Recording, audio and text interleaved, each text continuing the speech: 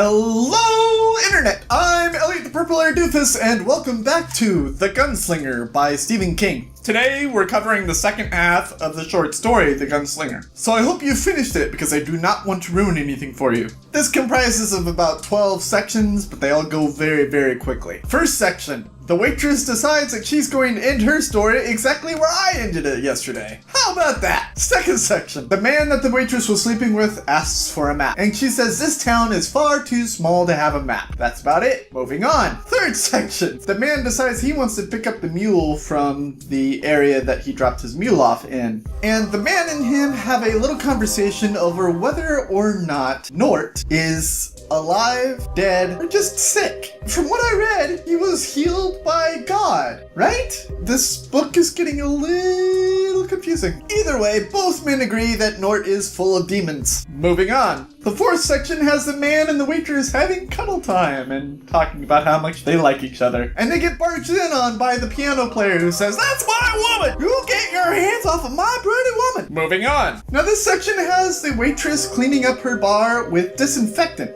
Wait a minute, what time period does this place take place in? Because disinfectant wasn't available in Western times, was it? That was pretty much just water, a bucket, and a brush, right? Right? What's going on here? The waitress talks with the man about a woman named Sylvia Pittston, and we see Sylvia Pittston. She's a very rotund woman giving an exuberant religious speech to a bunch of followers, and she's talking about how the man is the devil himself. She calls him the interloper, and how everything that he's done in this town is just evil incarnate. Moving on. The man is talking with the waitress about Sylvia, and we find out that she came from the dwellers in the same area that he came from in the middle of the desert where he was lost and almost died. And then they roll over and have sex. Moving on! This chapter just basically foreshadows the waitress's death. It says, this is the last time that he saw her alive. Moving on. This guy approaches the Sylvia woman, who has been slandering him all over town with her religious speeches. She says that she is pregnant with child. And the man says, that is not a child inside you, that is pure evil. He pins her down. Wait a minute. Spreads her legs open, takes his gun, and shoves it between her legs. Wait, the way that the book was phrasing it, whoa, he thrust the gun inside of her legs, hold on a second, and scared the demon away. Whoa, and she was sad. Did he really just... Are you sure Yeah, I think Stephen King just inferred that our protagonist raped an evil woman, right? With his gun?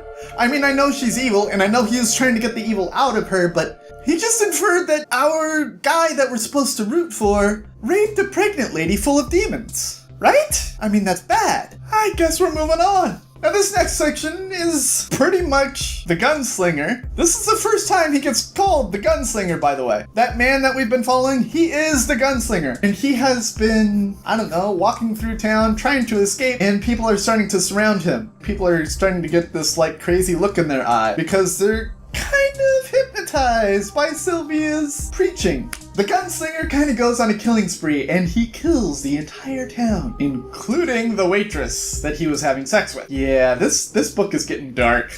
Moving on. So in our final step out of storyception, this is where we have the gunslinger talking with the farmer and finishing up his story with the farmer. The farmer being, well, that's a great big tale of yours, but we're just going to keep moving on. The gunslinger says adios to the farmer and goes along his way without his mule, on foot, to go after the man in black. Moving on. The gunslinger is walking in the desert again, and he is thinking of a man named Court, who was the man who taught him how to wield a gun so well. I would say moving on, but that's the end of the story. So that's the end of our section for today. Lots of things to process in this section. Did he really rape that woman? Please, BookTube, someone tell me that he didn't really rape that woman. Please? I want to root for this guy, but not if he's going around raping women. Please. Also, all of the gun theatrics were really fun during his little battle scene. Did he really?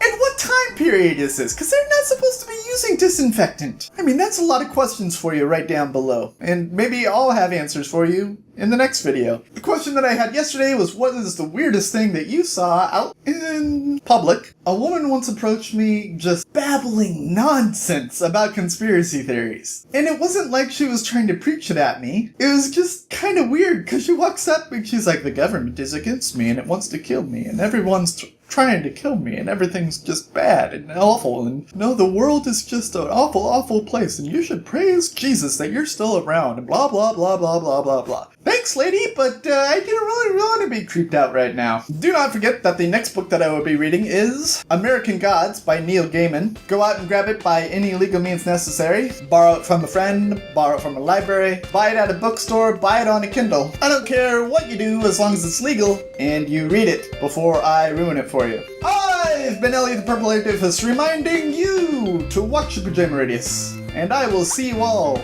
in the next section of The Gunslinger by Stephen King.